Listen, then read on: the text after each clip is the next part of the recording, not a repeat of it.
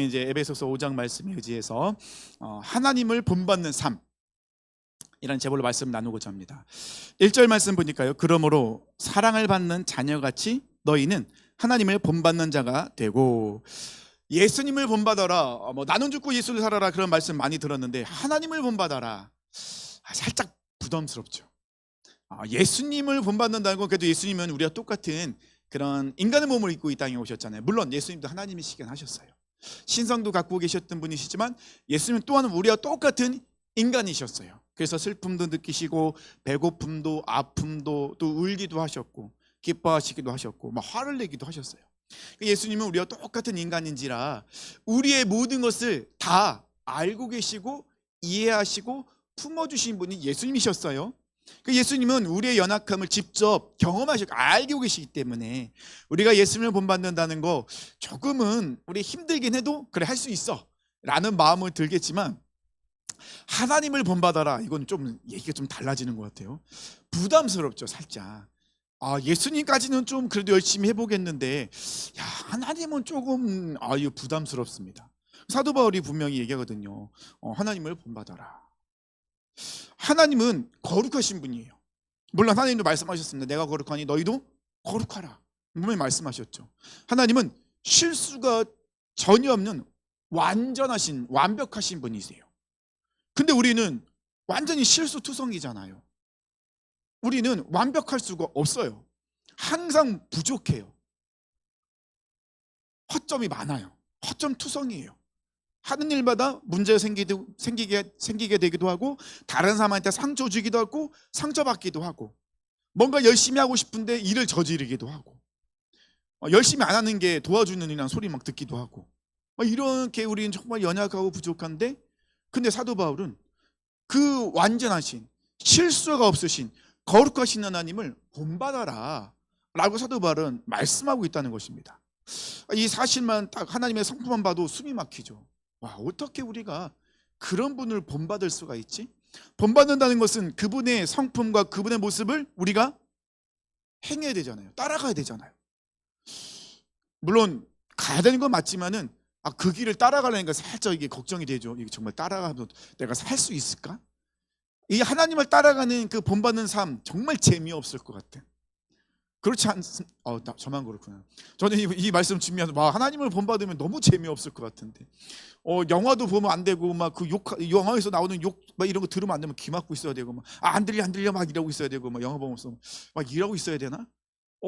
너무 재미없을 것 같아요. 우리 입장에서는 우리가 생각한다면요, 사도 바울이 얘기할 때 이 본받는 자라는 이 단어의 원어는 미메타이라는 단어예요. 미메타이는 다른 사람의 특성을 흉내내는 사람이라는 이 미모스라는 단어에서 유래가 됐어요. 그래서 이 본받는다는 것은 모방하는 자라는 뜻이 그 안에 있다는 것입니다. 그러니까 모방하는 자는 뭐 이렇게 카피, 다른 사람의 그런 것들을 그냥 내가 흉내내는 그런 모습도, 그 뜻이 이 안에 들어가 있다는 것입니다. 근데 사도 바울은요, 하나님을 우리 주인으로, 우리 예외 대상으로, 우리 유일하신 신으로 우리가 믿고 따라가는데, 맹목적으로 하나님을 이 본받으라라는 것이 아니라 우리가 하나님을 본받아야 될 이유를 먼저 이야기한 후에 우리가 하나님을 본받으라 이야기를 해요. 그래서 1절에 사도 바울이 우리가 어떤 사람이라고 이야기하고 있죠? 사랑받는 자녀. 이게 중요한 거예요. 사랑받는 자녀. 그러면 그러니까 우리는 하나님께 사랑받는 자녀라는 거예요. 그러면 하나님은 우리의 어떤 분이 되신다고요? 아버지가 되신다는 거예요. 하나님은 우리의 아버지가 되시기 때문에 우리는 우리 영적 아버지인 하나님을 닮아갈 수 있다는 거예요. 옛말에 이런 말 있죠. 우리 부모는 자녀의 거울이라고. 자녀들은 부모님을 보고 배웁니다. 따라가요.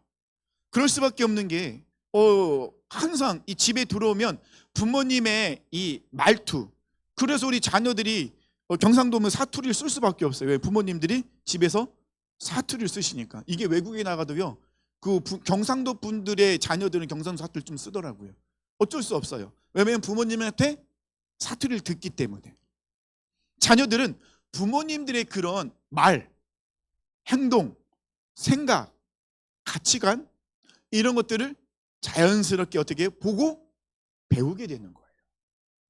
예전에 어떤 그러니까 연애 프로그램을 봤는데, 이 연예인이 굉장히 보수적인 사람이에요. 근데 이 남자분이 아들이 있고요. 이 남자분이 가만히 소파에 누워갖고 여보 물, 신문, 재떨이 그러면 그냥 아내가 다 갖다 줘요. 제가 무슨 말 하고 싶어 할까요? 네? 아들이 똑같아요. 누워갖고 엄마 물 이러고 있다라는 거예요. 그럼 엄마 또 갖다 줘요. 그 속이 답답하더라고요. 그러면 그 아들은 누구를 보고 배운 거예요? 아버지를 보고 배운 거예요. 아버지가 그렇게 하니까는 나도 그렇게 해도 되는구나.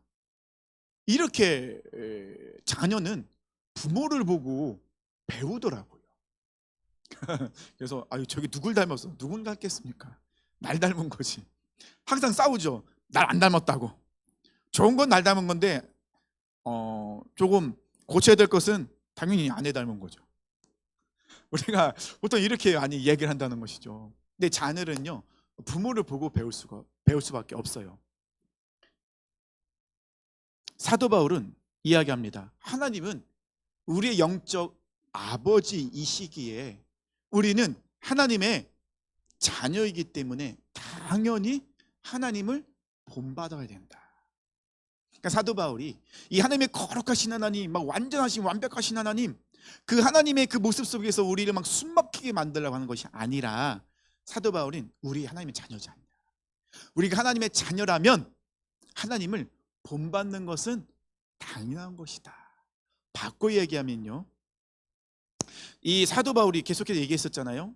4장까지 우리는 예수 그리스도로 새 사람을 입은 자라는 거예요. 그러면 우리가 예수 그리스도를 통하여 새 사람을 입은 자가 되면 우리가 이제는 바뀌었어요. 옛사람은 벗어버리고 새 사람을 입었다는 것입니다. 새 사람을 입었다는 것은 우리의 삶이, 우리의 모든 생각과 모든 것이 이제는 바뀌게 되었다는 겁니다. 하나님의 자녀가 되었잖아요. 하나님 영접한 자, 그 그림을 믿는 자들에게는 하나님의 자녀가 되는 권세를 주셨어요. 자녀가 되었어요. 그것은 죄로 인하여서 하나님의 형상과 모양이 깨어졌는데, 예수 그리스도로 우리가 새 사람을 입음으로 인하여 어떻게 해요? 아버지 대신 하나님의 형상과 모양이 조금씩 회복이 일어난다는 겁니다. 한 번에 짠하고 완전히 바뀌면 좋겠는데 그렇게까지는 되지 않더라는 거예요. 그래서 사도 바울은 무엇을 얘기하고 있습니까? 하나님을 본받아라. 그 말은 뭐죠? 우리가 하나님의 형상과 모양이 회복되었으니 당연히 하나님을 본받아야 된다. 우리가 하나님을 본받기 위해서는 어떻게 해야 되겠습니까? 자녀가 부모를 본받는 이유는 자연스럽게 본받을 수밖에 없는 게 왜 그렇게 됩니까? 같이 있으니까. 같이 자고 같이 먹고 같이 한 공간에서 같이 생활을 하기 때문에 부모와 자녀는 깊은 관계가 형성이 되기 때문에, 그래서 당연히 닮아갈 수밖에 없는 거예요. 그래서 사도 바울은 우리가 하나님의 자녀이기 때문에 언제든지 항상 누구 앞으로 나가야 된다고요? 아버지 앞으로 나가야 된다. 하나님과의 관계가 굉장히 끈끈해야 된다는 거예요. 아버지와 아들의 관계가 서먹서먹한 이유는 뭐냐면 자주 못 봐서 그래요. 자주 못 보면 아버지는 아들이 좋아하는 게 뭔지 몰라요. 그래서 아버지는 자기가 좋아할 만한 추측해서 아들에게 주는데, 아들에겐 도리어 그게 좋은 게 아니라 힘든 것밖에 안 된다는 거예요. 또 아들은요, 아버지가 좋아하는 걸 뭔지 모르니까 맨날 잔소리를 들을 수밖에 없어요. 왜냐면 안 맞아, 서로 모르니까. 그러면 사도 바울이 하나님을 본받는 자가 되라 라고 말씀하신 이유는 무엇이겠습니까? 하나님과 더 깊은 관계를 맺어야 된다. 그러면 그 하나님과 깊은 관계를 맺기 위해서 필요한 것이 있겠죠. 제가 지난주에도 말씀드렸잖아요. 이제 4장 넘어서 이제 5장으로 가면은 구체적으로 우리가 하나님의 자녀답게 이 세상을 살아가는 구체적인 그런 모습이 나타나고 있다고요. 오늘은 사도 바울이 세 가지를 이야기하고 있습니다. 우리가 하나님을 본받는 자의 모습으로서 살아가야 될 모습, 우리 삶 속에 나타내야 될 것 세 가지가 있습니다. 첫 번째 뭐냐면요, 그리스도의 사랑으로 서로 사랑하라. 사도 바울은 정말 끊임없이 사랑을 얘기해요. 근데 그냥 사랑이 아니죠. 항상 어디 안에서예요? 그리스도 안에서. 그리스도 안에서, 그리스도의 사랑 안에서 서로 사랑하라. 2절 말씀 보니까요, 그리스도께서 너희를 사랑하신 것 같이 너희도 사랑 가운데서 행하라. 그는 우리를 위하여 자신을 버리사 향기로운 제물과 희생 제물로 하나님께 드리셨느니라. 우리 신앙과 우리 믿음의 시작은요, 항상 어디부터라고요? 사랑으로부터 시작이 되는 거예요. 이 사랑이 없는 이 헌신, 신앙, 믿음은요, 나에겐 짐밖에 안 돼요. 우리 마음속에서 우러러 나오는 자원하는 그런 이 신앙과 믿음과 헌신이 안 된다는 것입니다. 근데 그리스도의 사랑 안에서부터 이것이 시작되어진다면 그 사랑이 우리 안에 있기 때문에 그 사랑으로 인하여 우리가 짐이 아니라 감사가 되고 즐거움이 될 수 있다는 것입니다.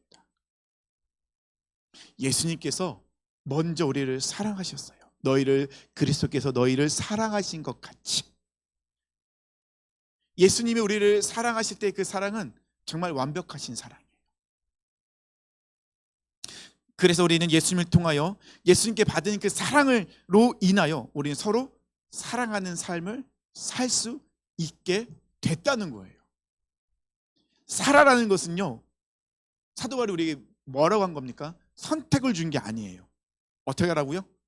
명령을 한 거예요. 살으라고. 살아도 되고 안 해도 돼요. 이게 아니라 살아야 됩니다. 완료라는 겁니다. 반드시 지금.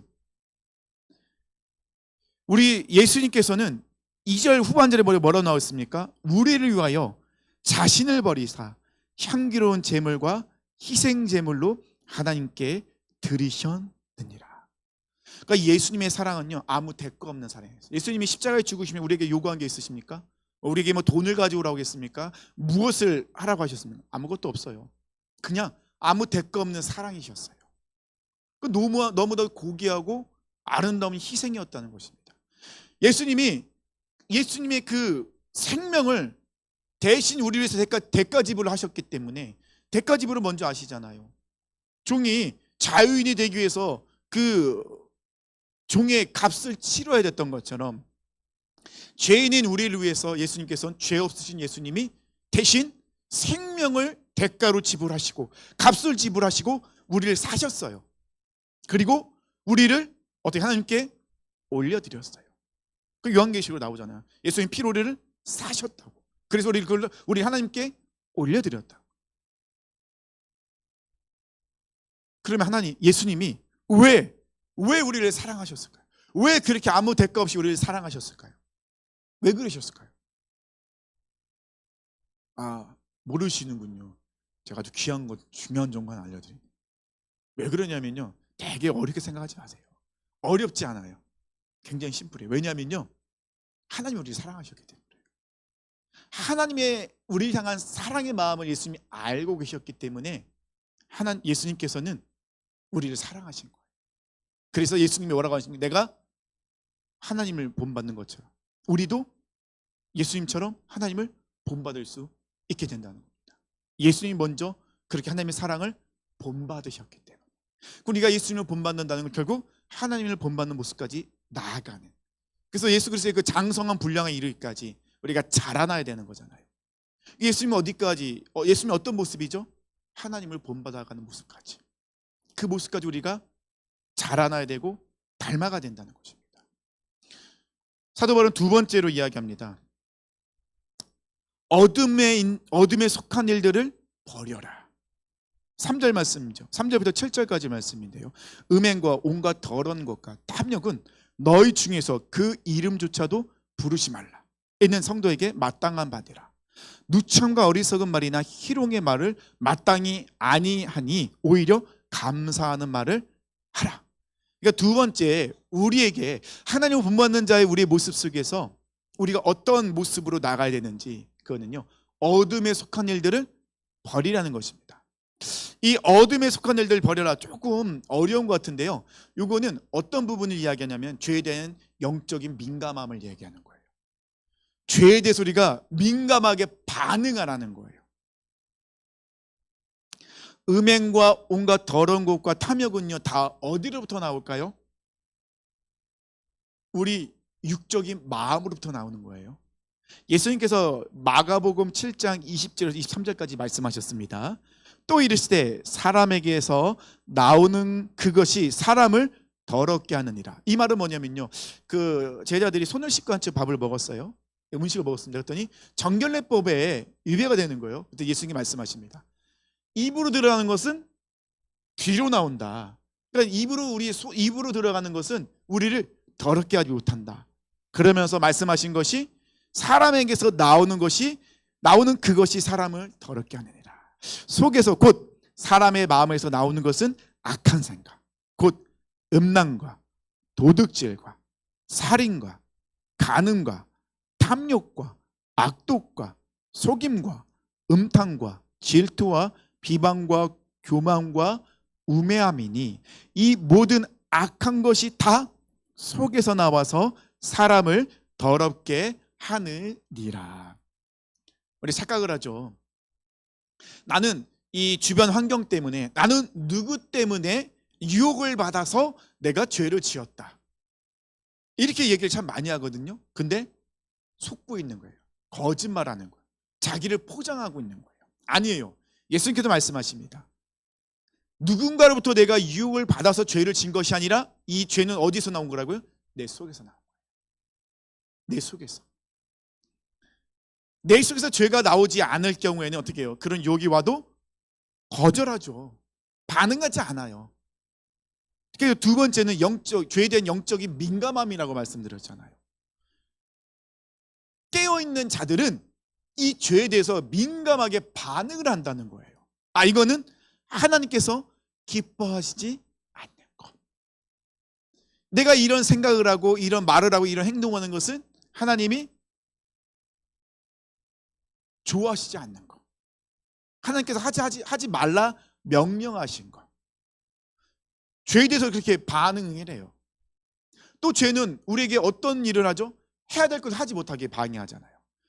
기도하러 나갔는데 기도하도록 못하도록 귀찮게 만들기도 하고, 막 몸이 괜히 찌푸트한 것처럼 느껴지기도 하고, 이런 것들 괜히 바쁘게 하고, 예배 자리에 나가지 못하게 하고, 이런 것들이 다 어디서 나오느냐라고 했을 때 다 우리 죄악된 육적인 마음에서부터 그것이 끊임없이 나온다는 것입니다.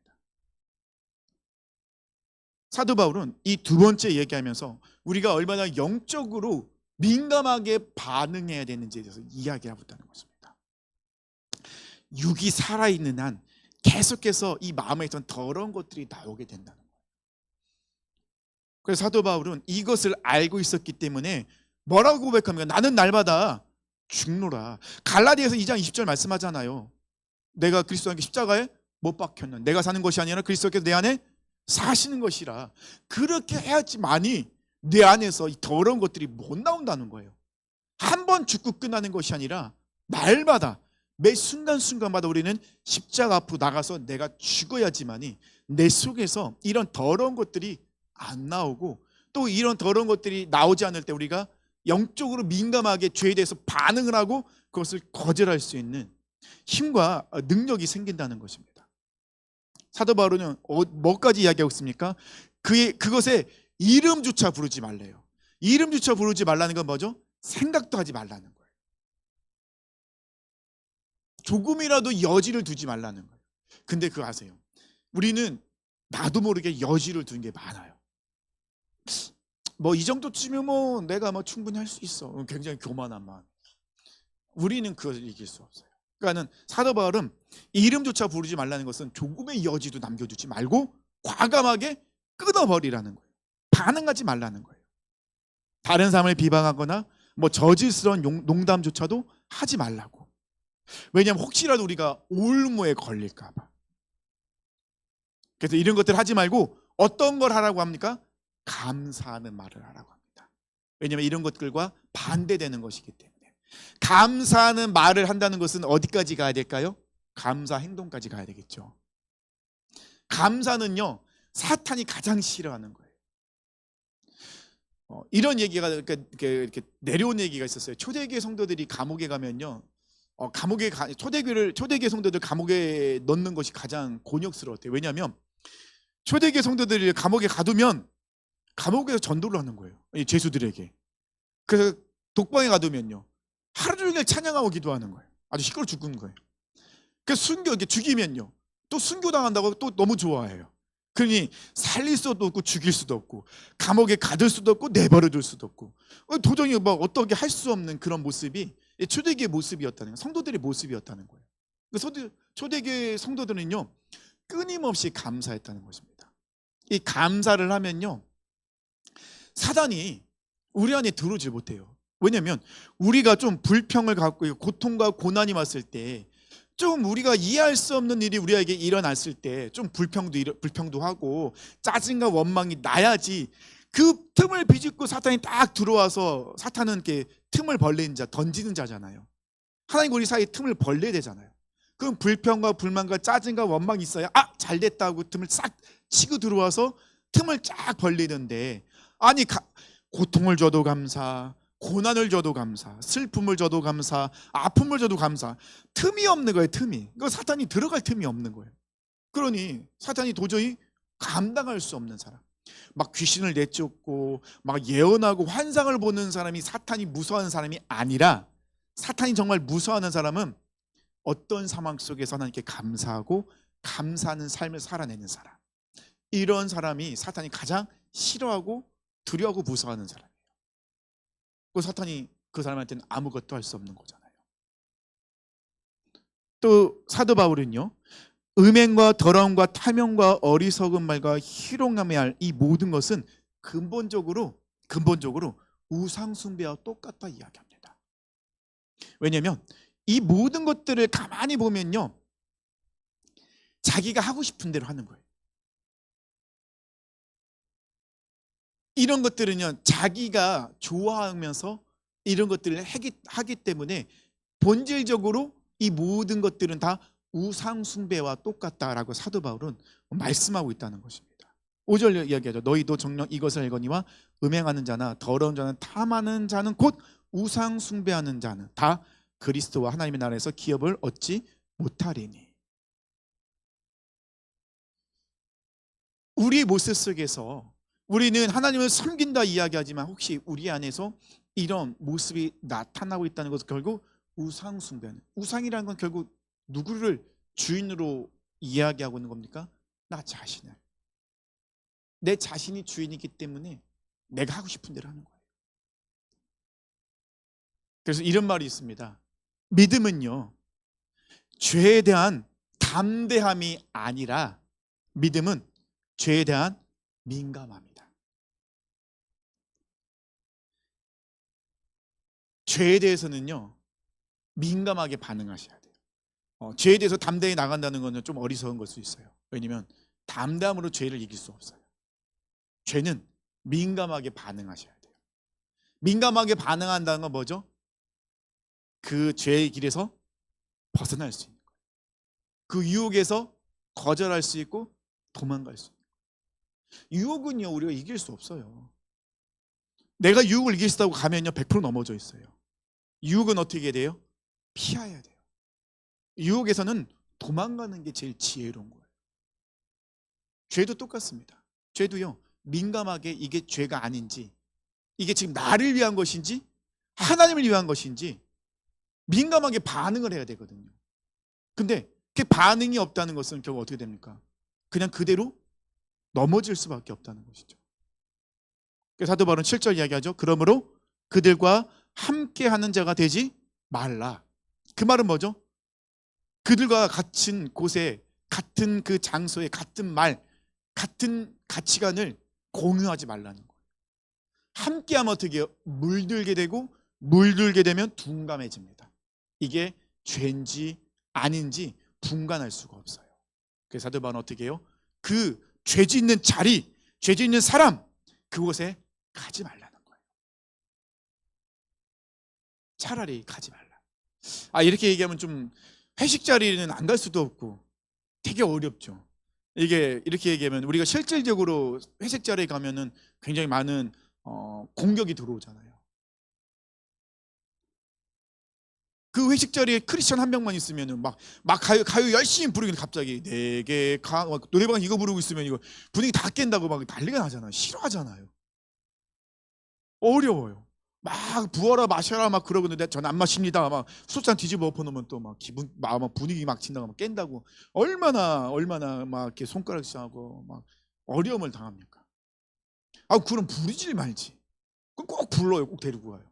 안 간다고 하면 안 된대요. 꼭 가야 된대요. 얼마나 힘든지 몰라요.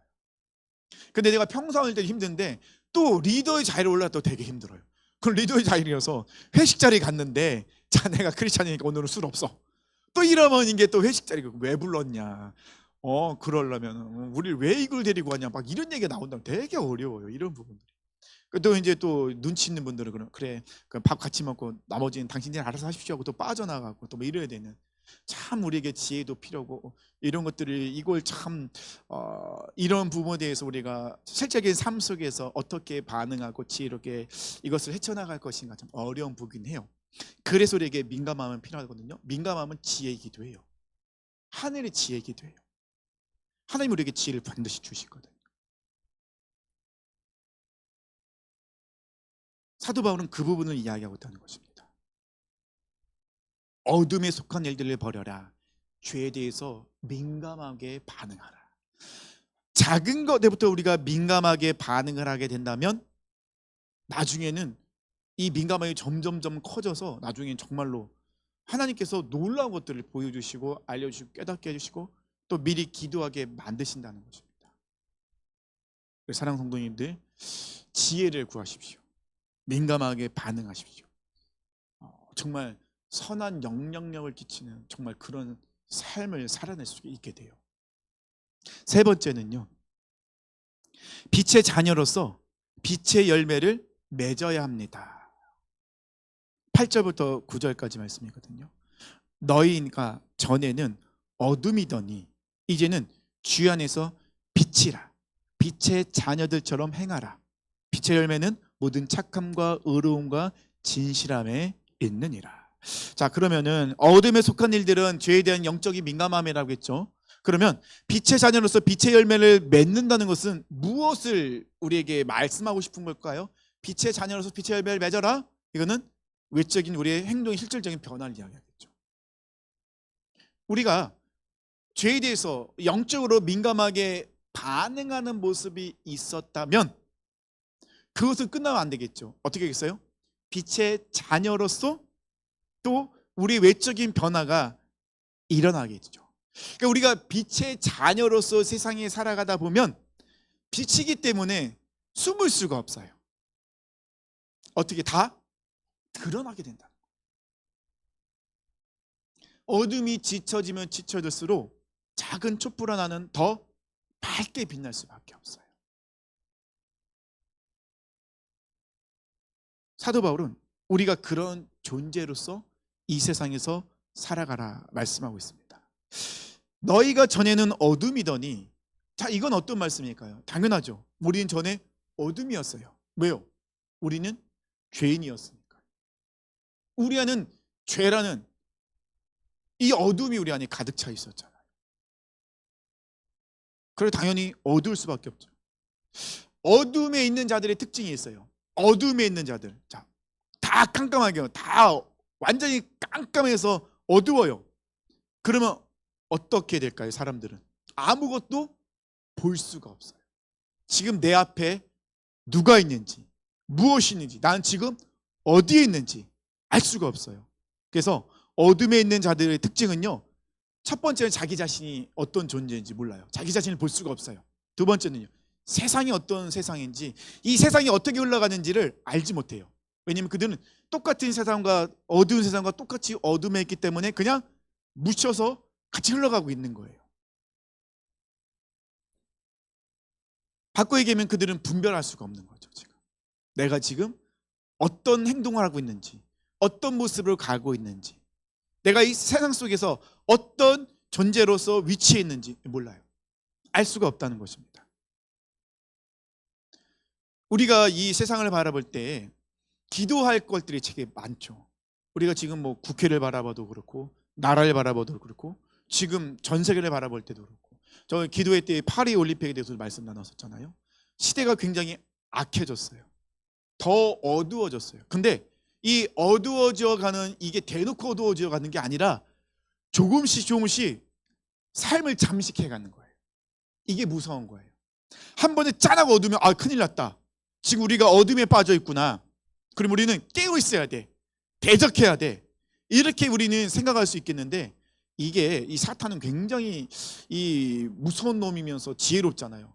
조금씩 조금씩 우리를 어둠으로 잠식해 간다는 거예요. 그 내가 지금 어두움 속에 빠져들고 있는지를 몰라요. 이게 되게 무서운 거거든요. 세상이 지금 어떻게 흘러가고 있는지, 지금 이 사탄은 세상을 통해서 이 세상의 그 여러 가지 가치관과 이 법을 통해서 우리 믿는 자들을 어떻게 옥죄해 오는지, 우리가 깨어 있지 않으면, 우리가 안에서 빛이 일어나지 않는다면 우리는 분간할 수가 없다는 것입니다. 그냥 눈 뜨고 당하는 거예요. 이런 일들이 계속해서 나라 가운데 전 세계적으로 일어나고 있잖아요.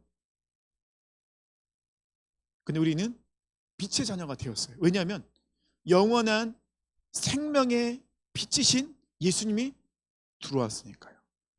우리는 스스로 빛이 내는 존재들이 아니에요.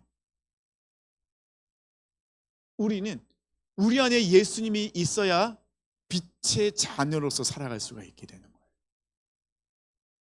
그러면 예수 그리스도에서 사랑을 전한, 사랑으로 행하는 거, 그 다음에 어둠 속에 있는 일들을 버리는 거, 영적으로 죄악된 것에 민감하게 반응하는 거, 이런 것들은 결국은 내 안에 예수 그리스도가 나를 완전히 장악하게 만드는 거죠. 그러면 우리는 어떻게 되는 거예요? 자연스럽게 빛이 드러나게 돼요. 우리가 빛인 우리가 세상에 나가면 우리가 속해 있는 공동체 가운데는 잘못된 것이 그냥 드러날 수밖에 없어요. 그래서 9절에 빛의 열매는 모든 착함과 의로움과 진실함을 이야기합니다. 이 착함은 무엇이겠습니까? 도덕적인 부분들이겠죠. 그래서 그리스도인들은 굉장히 도덕적인 삶이에요. 물론 그리스도인이 아닌 사람도 도덕적이긴 해죠. 하나님의 모든 영역 안에 도덕은 작은 영역 안에 들어가 있죠. 그래서 우리 그리스도인들은 당연하게 도덕적으로 행동할 수밖에 없어요. 왜? 하나님의 뜻이 그 넓은 뜻 안에 다 들어가 있으니까요. 의로움은 어떤 거겠습니까? 의로움은 하나님과의 관계죠. 하나님과의 관계. 왜냐, 하나님은 가장 의로우신 분이시니까. 나는 의로워질 수 없어요. 하지만 하나님과의 관계가 깊어지면 깊어질수록 나에게는 자연스럽게 의로움이 나타나게 되는 거죠. 그러면 진실함은 뭐겠습니까? 그리스도를 알아가는 거죠. 진리이신 그 예수 그리스도를 우리가 알아가게 될 때 우리는 정말 우리 안에 진실함이, 진리의 모습들이 나타나게 된다는 것입니다. 근데 이런 것들이 어떻게 해요? 자연스럽게 우리의 삶의 행동 같아서 나타나요.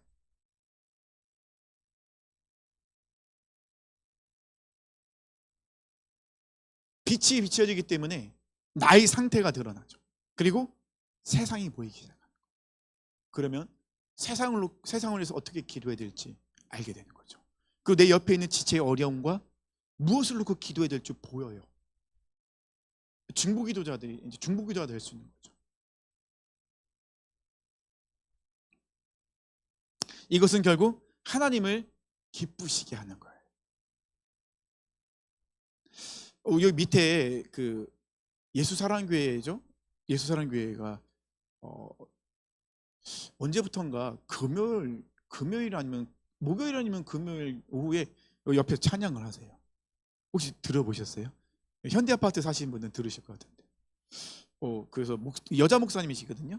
목사님하고 이제 남자 한 두 분, 여자 한 두 분에서 이렇게 한 네다섯 분 모여서 이제 틀어놓고 이제 음악을 틀어놓고 막 찬송가를 부르세요. 보험성가를.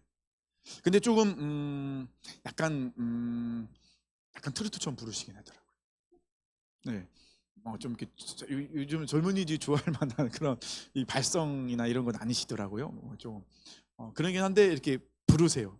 한편으로 좀 걱정은 되긴 해요. 왜냐하면 혹시라도 이 현대 아파트에서 민원을 좀 제기할까 한 4시 5시 정도 하니까 좀 괜찮을 수도 있을 것 같고, 잘못하면 또 민원이 들어올 수도 있을 것 같아요. 왜냐하면 생각보다 소리가 크더라고요. 이게 현대 아파트를 향해서 이제 하고 있으니까 뭐 나무들이 있긴 있어도 좀 그러는데, 한편으로는 그래도 이제 저렇게라도 좀 복음을 좀 예수님을 전하고 싶어서 저렇게라도 하고 계시구나. 한편으로는 좀 제 마음이 찔리는 마음도 있긴 있어요. 우리도 전도를 나가야 되는데 우리는 하지 못하고 있는데 저분 저 용기를 내서 저렇게도 하고 계시네. 물론 좀 지혜로운 모습이 좀 필요하긴 하겠지만은, 그래도 저렇게 전하고 싶어서 나와 있는 모습만으로도 좀 도전이 되더라는 것입니다. 우리는 하나님을 기쁘시게 하는 삶을 살아야 돼요. 그러면 우리 안에서 이 빛의 열매들이 드러나야 된다는 거죠. 열매를 맺어야 되잖아요. 예수님께서 예루살렘 상에 들어가실 때 시장하셨어요. 그래서 딱 들어가시는데 잎이 무성한 무화과를 본 거예요. 그래서 무화과를 보면서 이제 그래, 저 가면은 열매를 좀 딸 수 있겠다 해서 갔는데 잎이 무성한데 나무가 열매가 없었어요. 예수님 어떻게 하십니까? 저주하셨어요. 그 다음날 무화과 나무 어떻게 됐죠? 말라버렸어요. 우리는 잎만 무성한 사람이 되면 안 된다. 잎만 무성한 사람은 어떤 모습일까요? 알긴 정말 잘 알아요. 말은 정말 잘해요. 근데 빛의 열매가 없어요. 하나님과 깊은 관계가 없으니, 예수님이 어떤 분인지 깊게 알지를 못하니 열매가 맺혀지지 못합니다. 사도 바울은 우리가 정말 열매 맺는 모습이 필요하다라는 부분들을 말씀하고 있다는 것입니다. 그래서 결론적으로는요, 10절과 14절까지 있는 게 결론적인 부분을 얘기하고 있습니다. 1절부터 14절까지 말씀에서 결론이에요. 결론은 무엇이냐면요, 성도는 어둠의 일들을 빛으로 밝히 드러내야 된다는 거예요. 14절 뭐라고 얘기했습니까? 잠자는 자여 깨어서 죽은 자들 가운데서 일어나라. 우리는 빛이신 예수님이 들어와 있기 때문에 빛의 열매를 맺어야 된다는 거예요. 그러면 우리가 가는 곳곳마다 뭐가 드러날 수밖에 없어요? 잘못된 것들, 죄악들, 하나님을 대적하는 것들이 드러날 수밖에 없다는 거예요. 그래서 지금 10절부터 14절까지 계속 그걸 얘기하고 있잖아요. 주를 기쁘시게 할 것이 무엇인가 시험하라 보라. 너희는 열매 없는 어둠의 일에 참여하지 말고 도리어 뭐라고요? 책망을 하는 거예요. 잘못됐다는 것을 어떻게 해요? 이야기하라는 거예요. 근데 그렇게 이야기하면서 나의 모습 속에서는 그런 모습이 없다면 이거는 아무것도 아니죠. 영향력이 없어요. 그런데 우리가 책망하기도 전에 우리가 먼저 그런 삶을 살아내고 있다면, 그런 모습이 드러나면 자연스럽게 이 어둠은 이 빛을 이길 수가 없어요. 그래서 우리를 통해 그런 것들이 자연스럽게 드러나게 된다는 것이죠. 잘못되어 있는 전통이라고 우리 관례라고 내려오는 잘못된 것들이 하나씩 하나씩 우리를 통하여서 깨어지는 거예요. 부서지는 거예요. 저희 청년 중에 한 명이 저에게 문자를 보냈어요. 목사님, 기도 부탁해요. 그러면서 뭐를 부탁했냐면, 이 청년이 이제 그 학교에 다니는데 연극 동아리를 들어갔어요. 한동대인데요. 근데 연극 동아리가 굉장히 한동대에서 소문나 있는 세속적인 동아리래요. 세속적인 동아리예요. 그래서 이 연극 동아리, 연극을 하다 보니, 연습을 하다 보니 술도 많이 먹고 막 이렇게 조금 세상적인 그런 문화들 되게 많은가 봐요. 그 연극 동아리 안에. 근데 이 청년이 들어갔는데, 이 청년이 들어간 기수가 크리스찬들이 많다는 거예요. 그래서 이 크리스찬들이 들어가서 이 연극 동아리의 문화와 정면으로 지금 충돌이 일어나고 있는 거예요. 이 들어가서. 그래서 이 청년이 기도 부탁을 한 거예요. 목사님, 제가 연극 동아리에 들어갔는데 우리를 통하여서 연극 동아리의 문화가 바뀌게 해달라고. 그래서 이 연극이 그냥 세속적인 연극만 하는 것이 아니라 그 안에서 예수 그리스도를 전할 수 있는 연극으로 바뀔 수 있도록. 이 청년이 저에게 기도 부탁을 했어요. 굉장히 용기가 있죠.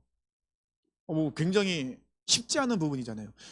제일 이제 뭐 좀 학년은 조금 있긴 있는데 저 제일 밑에 기수로 들어갔어요. 밑에 기수로 들어가서 그 영국 동아리의 문화와 정면으로 이제 부딪힘이 있는 거예요. 그렇다는 것은 이 청년들이 뭘 하겠습니까? 뭐 술 먹는 것도 거부할 것이고, 뭐 여러 가지 세상적으로 문화 막 즐기는 그런 것들 다 거부할 것이고, 그러면 영국의 내용도 바뀌겠죠. 쉽진 않아요. 참 무모한 도전이에요. 그냥 그 불 속으로 들어간 거예요. 완전히. 근데 그들을 통하여 바뀌길 원한다고 기도 부탁을 했어요. 저는 참 그 기도 부탁을 듣고 참 귀하다.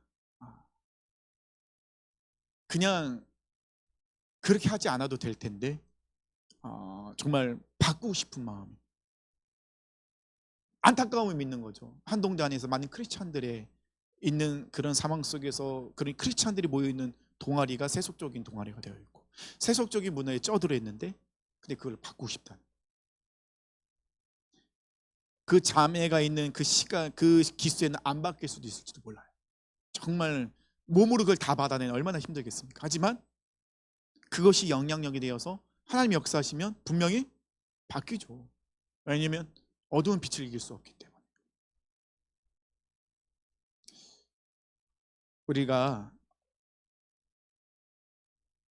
우리 모든 삶은요, 하나님이 기뻐하신 삶, 이것이 우리의 최종 목표입니다. 찬양하고 기도하고 전도하고 선교하고 구제하고 예배드리는 것, 이 모든 것 하나님을 기쁘시기 위함이죠. 나의 마음을 뭔가 충만하게 채우기 위함이 아니죠. 이건 하나님을 위한 거예요. 하나님을 기쁘시게 하기 위함. 이것을 우리가 잊는다면 우린 종교인이에요. 우리의 모든 삶의 자리부터 하나씩 하나씩 그런 모든 것들을 회복시켜 나가야 돼요. 바꿔 나가야 돼요. 우리는 진리를 알고 있기 때문에 분명한 목표를 가지고 나가죠. 끊임없이 하나님을 기쁘시게 하는 것이 무엇인가를 고민하고 추구하는 삶을 살아가야 된다는 것이죠. 13절 14절 이야기합니다. 그러나 책망받는 모든 것은 빛으로 말미암아 드러나나니 드러나는 것마다 빛이니라. 왜냐하면 빛으로 다 드러났으니까요. 그 빛이 계속해서 뻗어나가는 거예요. 촛불이 다른 촛불에게 빛을 전달하듯이 계속해서 이제 그렇게 가게 되면 결국은 어떻게 돼요? 어둠은 다 사라지고 완전한 빛이 드러나는 거죠. 그러므로 이르시기를 잠자는 자여 깨어서 죽은 자들 가운데서 일어나라. 그리스도께서 너에게 비추시리라 하셨느니라. 성도가 성도로서, 교회가 교회로서 그 빛을 짠맛을 잃어버리면 세상 사람들에게는 발필 뿐이에요. 아무것도 아니에요. 그럼 성도는 성도다워야 돼요. 교회는 교회다워야 돼요. 그러면 소금이 짠만 것처럼 짜야 돼요. 교회는요, 빛이 그냥 등경 위에 있는 것처럼 밝게 드러나야 돼요. 그것이 사명이고 우리가 당연히 해야 된다는 것이죠. 사랑하는 성도님들, 오늘 본문의 말씀 사도 바울은 세 가지 얘기했죠. 예수 그리스도의 사랑 안에서 서로 사랑하라. 악한 일들에 대해서 어떻게 다 돌이켜라. 영적으로, 죄에 대해서 영적으로 민감해야 된다. 믿음이라는 것은 담대함이 아니라 죄에 대한 민감함이다. 또 얘기합니다. 빛의 열매를 맺어라. 그 말은 뭐죠? 우리의 행동이 바뀌어야 된다는 것이죠. 이것이 바로 하나님을 기쁘시게 하는 것이다. 이것이 바로 이런 모습이 우리 하나님을 본받는 자의 모습이다. 우리 사랑하는 성도님들, 우리 삶의 자리에서 우리 그 청년이 그렇게 기도 부탁을 했던 것처럼 그렇게 그냥 뛰어듭시다. 하나님이 함께 하시면 바꾸십니다. 우리를 통하여 바꾸십니다. 그리고 우리 교회를 통하여 역사하십니다. 우리 찬양하고 기도하길 원합니다.